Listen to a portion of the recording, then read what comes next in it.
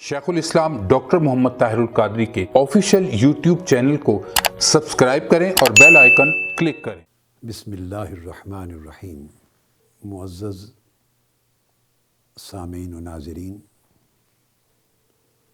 और जुमला ख़वातीन व हज़रात, अल्लाह रब्बुल इज़्ज़त का शुक्र है जिसकी तौफ़ीक़ से मैं आपके साथ मुखातिब हूँ और न सिर्फ़ आपसे मुखातिब हूँ बल्कि कोशिश कर रहा हूँ कि कुछ टाइम इन मुश्किल औक़ात में आपके साथ गुज़ारूँ। पिछली नशिस्त की गुफ्तगू जो कि वक्त की अहमियत पर चल रही है, वो गुफ्तगू हमने इस नुक्ते पर ख़त्म की थी कि वक्त एक बड़ा सिग्निफिकेंट फैक्टर है इंसानी ज़िंदगी में, बड़ा अहम और मुअस्सिर आमिल है जो इंसानी ज़िंदगी पे न सिर्फ़ असरअंदाज होता है बल्कि उसकी पूरी शख्सियत की तश्कील में एक बड़ा नुमायाँ किरदार अदा करता है। कुछ चीज़ें तो इंसानी शख्सियत में जेनेटिक आती हैं ना, और फिर वो चीज़ें जो एक्वायर्ड होती हैं, इक्तिसाबी होती हैं, इंसान जिन्हें अपनी ज़िंदगी में हासिल करता है, डेवलप करता है, तो वो इक्तिसाबी अमल जो इंसान की शख्सियत साजी का है, उसमें साफ ज़ाहिर है सबसे बड़ा रोल वक्त का है। आज इसी पिछली गुफ्तगू के तसलसल में जो अगली बात कहना चाहता हूँ वो ये कि अल्लाह रब्बुल इज़्ज़त ने हमारी ज़िंदगी में वक्त की इस अहमियत के पेश नज़र और हमें वक्त का कितना रेलेवेंस है और कितना इम्पैक्ट है हमारी ज़िंदगी पर, यह नुक्ता समझाने के लिए वक्त की कसम खाई है कुरान मजीद में। आप सब जानते हैं सूरा अल असर, जिसमें अल्लाह रब्बुल इज़्ज़त ने फरमाया औज़ु बिल्लाहि मिनश शैतानिर रजीम वल अस्र इन्नल इंसान लफ़ी खुस्र।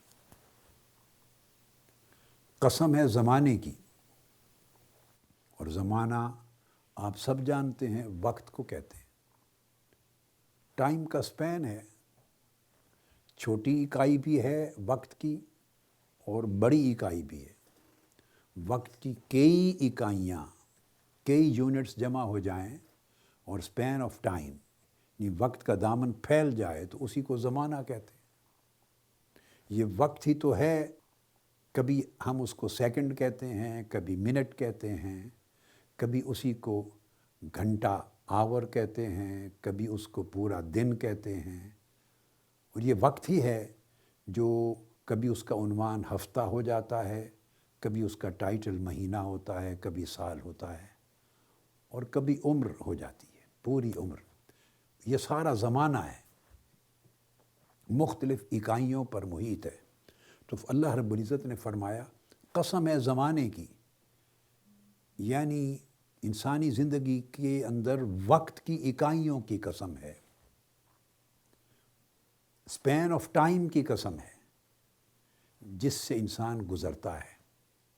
इन्नल इंसान लफ़ी खुस्र, यकीनन इंसान खसारे में है।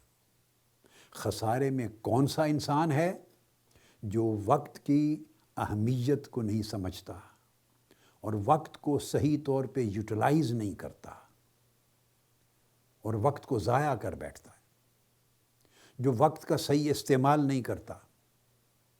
जिस हस्ती ने, अल्लाह ने वक्त दिया है, उस वक्त को उसके मुतय्यन किए हुए मकासद के मुताबिक इस्तेमाल नहीं करता।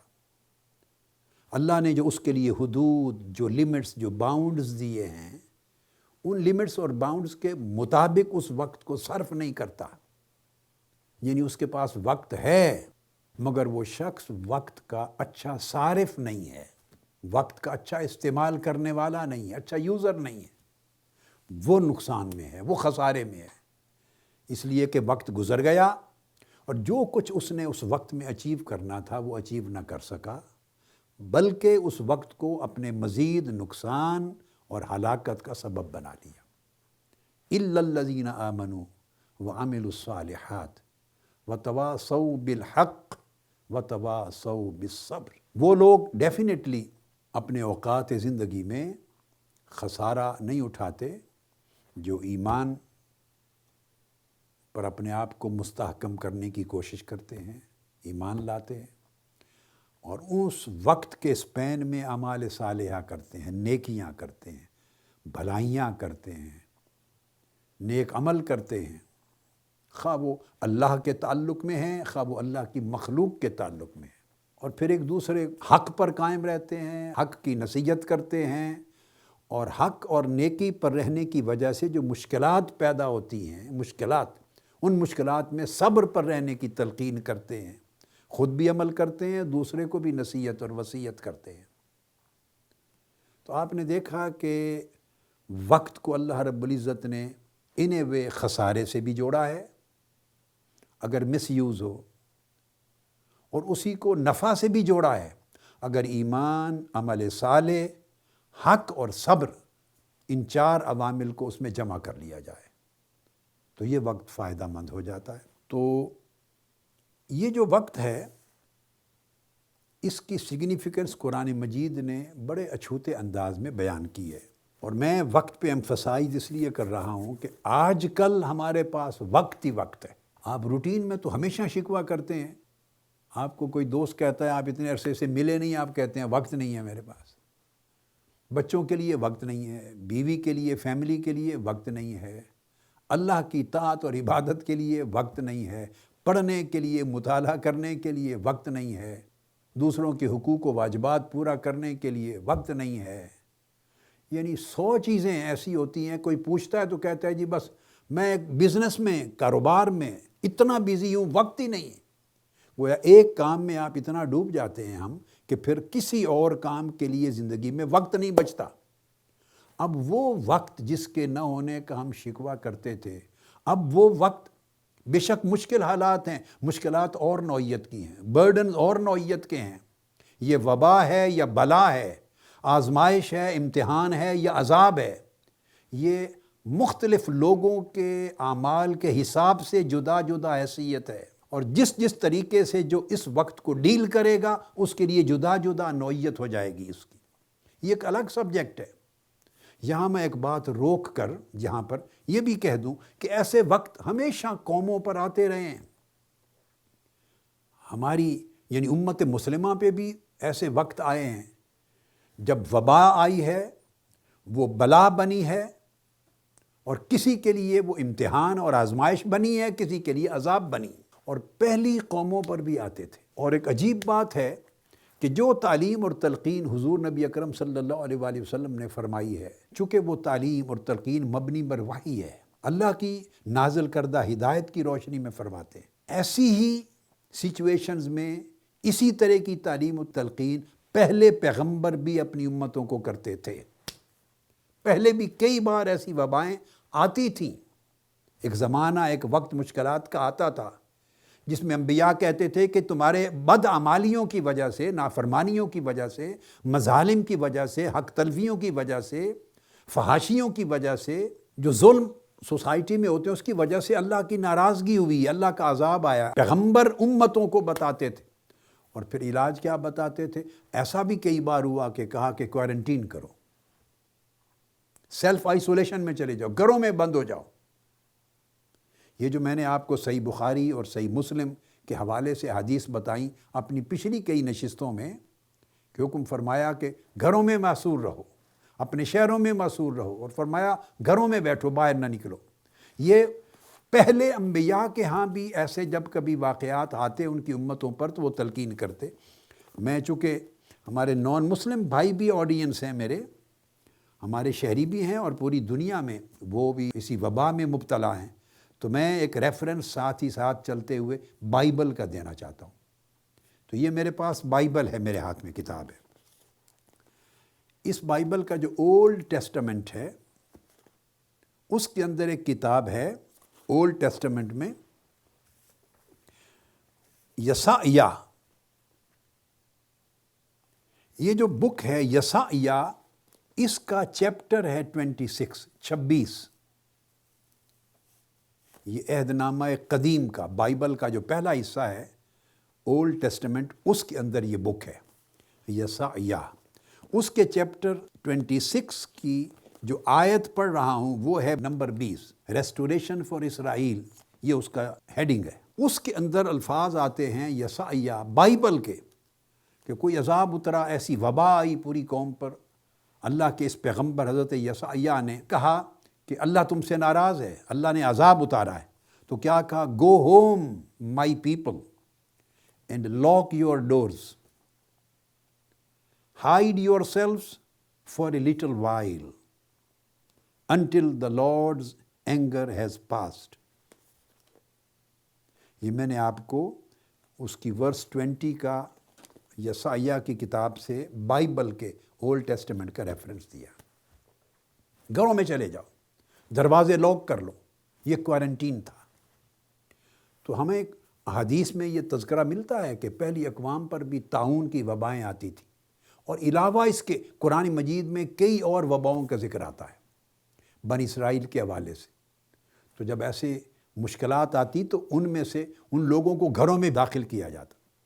موسیٰ علیہ السلام کے زمانے میں بھی بنی اسرائیل پر جب فرعون کے مظالم بڑھ گئے تھے اور وہ ایک عذاب بن گیا تھا، تو ان کو گھروں میں رہنے کا حکم آ گیا تھا، اور فرمایا تھا وَاجْعَلُوا بُيُوتَكُمْ قِبْلَةً وَأَقِيمُوا الصَّلَاةَ، اپنے گھروں کو مسجدیں بنا لو، گھروں میں بیٹھ جاؤ اور انہیں عبادت گاہوں میں کنورٹ کر دو، مسجدوں میں کنورٹ کر دو، اور اس میں نماز پڑھو، اللہ کی عبادت کرو، گریہ و زاری کرو، معافی مانگو، استغفار کرو، توبہ کرو، عاجزی پیش کرو، تاکہ اللہ اپنی مدد نازل فرما دے۔ اور پھر فرمایا وَبَشِّرِ الْمُؤْمِنِينَ، جو لوگ گھروں میں بند ہو کر ایسا کریں گے، اللہ پاک اپنی مدد نازل کرے گا اور مومنوں کو بشارت دے دیں کہ مدد آئے گی۔ یہ ایک فینومینن ہے۔ سو یہ جو وقت ہے جس میں ہم گھروں میں بیٹھے ہیں، مصائب و آلام کا وقت ہے، مصیبت کا، بلا کا، وبا کا، اب یہ تو ٹلے گا اپنے وقت پر، یہ وقت ختم ہوگا اپنے وقت پر۔ آپ کی اور میری خواہش سے تو نہیں جانا، مگر اس وقت کو یوٹیلائز کس طرح کریں کہ یہ وقت ہماری مشکلات میں مزید اضافے کا باعث نہ بنے، بلکہ ہمارے سٹریس کم کرے۔ اس وقت کے اندر ہم بگڑے نہیں بلکہ کچھ سنوریں۔ ان اوقات میں ہم خرابیاں نہ بڑھائیں اپنی زندگی میں، پریشانیاں نہ بڑھائیں اپنی زندگی میں، بلکہ ہم اس سے اصلاح لیں، خیر کے پہلو نکالیں، اس سے بینیفٹ لیں، اس وقت سے بینیفٹ لیں، تاکہ وہ اگلا وقت ہمارے لیے یوزفل ہو جائے، کمفرٹیبل ہو جائے۔ اس وقت سے فائدہ اٹھائیں تاکہ اگلا آنے والا وقت ہمارے لیے آرام دہ بن جائے۔ جس سے گزر رہے ہیں یہ بھی وقت ہے، اور ہر شخص نے الٹیمیٹلی جہاں جانا ہے وہ بھی ایک وقت ہے۔ اس وقت کو اگر بینیفیشل کر لیا تو اگلا وقت کمفرٹیبل ہو جائے گا، اس کا اچھا استعمال کر لیا تو اگلا وقت آرام دہ ہو جائے گا۔ اس لیے اللہ رب العزت موجودہ زندگی کو تو وقت فرمایا ہی ہے، مگر اگلی زندگی قیامت کا دن اس کو بھی وقت کے ساتھ تعبیر کیا ہے۔ دیکھو، ہمیں وقت کا ریلیونس سمجھانے کے لیے یہاں بھی زندگی کے ایام کو وقت کہا، اگلا بھی الساعہ، اس کو بھی وقت کہا۔ فرمایا ان یوم الفصل میقاتہم، وہ قیامت کا دن وہ ایک وقت ہے، مقررہ وقت ہے۔ الی یوم الوقت المعلوم، ایک مقررہ معلوم وقت ہے جہاں تم سب نے جانا ہے۔ لَمَجْمُوعُونَ إِلَى مِيقَاتِ يَوْمٍ مَعْلُوم، تم سب جمع کیے جاؤ گے اس ایک خاص مقررہ دن کے وقت پر، یعنی وہ دن جب ہر کوئی حاضر ہوگا اللہ کے حضور۔ اس کو بار بار اللہ رب العزت نے یا وقت کے ساتھ تعبیر کیا یا دن کے ساتھ تعبیر کیا۔ دن بھی اکائی ہے، مگر کثرت کے ساتھ میں نے جو آیتیں پڑھی ان سب میں اللہ رب العزت نے بار بار اس کو وقت کہا۔ اور یہ جو موجودہ زندگی ہے، اس زندگی کی ٹرم کو بھی وقت کہا۔ اجل بھی اس کا معنی وقت ہے۔ فرمایا لِكُلِّ أُمَّةٍ أَجَلٌ فَإِذَا جَاءَ أَجَلُهُمْ لا یستأخرون ساعہ، ہر ایک امت، ہر ایک طبقے، ہر ایک قوم کے لیے ایک مقررہ وقت ہے، ایک ٹرم آف ٹائم ہے. جب ان کا وقت آ جائے گا تو ایک گھڑی بھی اس وقت میں تاخیر نہیں کی جائے گی.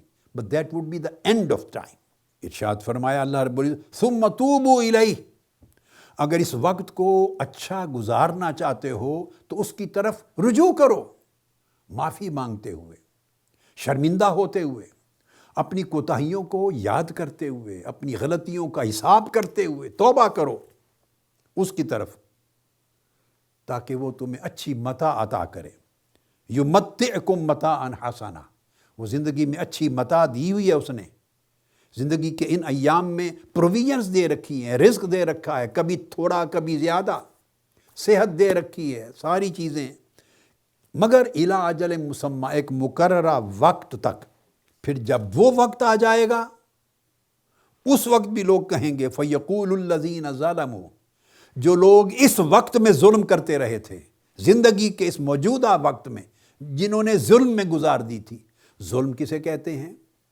نا انصافی میں گزار دی تھی، حق تلفی میں گزار دی تھی، اللہ کا حق ادا نہ کیا، یہ بھی ظلم کرتے تھے، مخلوق کا حق ادا نہیں کرتے تھے، یہ بھی ظلم تھا، اپنی جان کا حق ادا نہ کیا، یہ بھی ظلم ہے، بیوی بچوں کا حق ادا نہ کیا، یہ بھی ظلم ہے، دوستوں احباب کا، اعزاء اقارب کا حق ادا نہ کیا، یہ بھی ظلم ہے، کمزوروں غریبوں کا حق ادا نہ کیا، یہ بھی ظلم ہے، اپنے کولیگز کا حق ادا نہ کیا، پڑوسیوں کا، رشتہ داروں کا، یہ بھی ظلم ہے. یعنی ہر وہ چیز جس کا یہ حق ہے اس حق کو پورا ادا نہ کرنا، یا ادھر کر دینا یا ادھر کر دینا، یا کمی کر دینا یا بیش کر دینا، اپنی مقررہ مطلوبہ جگہ پہ اس سچویشن کے مطابق نہ رکھنا، یہ ظلم ہے. یہ اعتقادی ظلم بھی ہے، عملی ظلم بھی ہے، اخلاقی ظلم بھی ہے، یہ برتاؤ کا ظلم بھی ہے، یہ سارے ظلم گناہ ہیں، سب ظلم گناہ ہیں. اور اگر یہ ظلم اپنی عبادات کی کوتاہی کی صورت میں واقع ہوتا ہے تو توبہ سے اللہ معاف کر دیتا ہے. اگر یہ ظلم لوگوں کے معاملات میں، لوگوں کی حق تلفی کی صورت میں اگر یہ واجب ہوتا ہے یا صادر ہوتا ہے تو اس کی معافی آسان نہیں ہے، اس کی تلافی کرنی پڑتی ہے. تو اللہ رب العزت نے فرمایا یہ زندگی کا وقت ظلم کرتے کرتے، ظلم کا میں نے معنی سمجھا دیا، گزار دیا جنہوں نے، تو جب اس وقت پہ پہنچیں گے، وہ وقت آئے گا جب اس ظلم کا انجام ان کے سامنے کھڑا ہوگا تو کہیں گے ربنا اخرنا الی اجل قریب، باری تعالی ہمیں کچھ وقت اور دے دے، ہمیں تھوڑا سا وقت اور دے دے تاکہ ہم اس وقت میں پچھلے گزرے ہوئے وقت کے جو مظالم ہیں اس کی تلافی کر لیں. جو نیا وقت دے گا اس وقت میں ہم پچھلے وقت جو یوز نہیں کر سکے اس کی تلافی کر دیں. تو اللہ رب العزت نے فرمایا کہ نہیں، جو شخص امید رکھتا ہے، ایمان رکھتا ہے کہ وہ اللہ سے ملنے والا ہے اور قیامت کے دن اللہ کے حضور حساب و کتاب کے لیے کھڑا ہونے والا ہے، مرنے والا ہے، پھر اٹھنے والا ہے قیامت کے دن اور اللہ کے حضور پیش ہونے والا ہے. جس شخص کا یہ عقیدہ اور ایمان ہے کہ اللہ سے ملاقات ہوگی تو وہ جان لے فَإِنَّ أَجَلَ اللَّهِ لَآتٍ، وہ جان لے کہ اللہ سے ملاقات کا وقت آنے کو ہے، وہ آ کے رہے گا.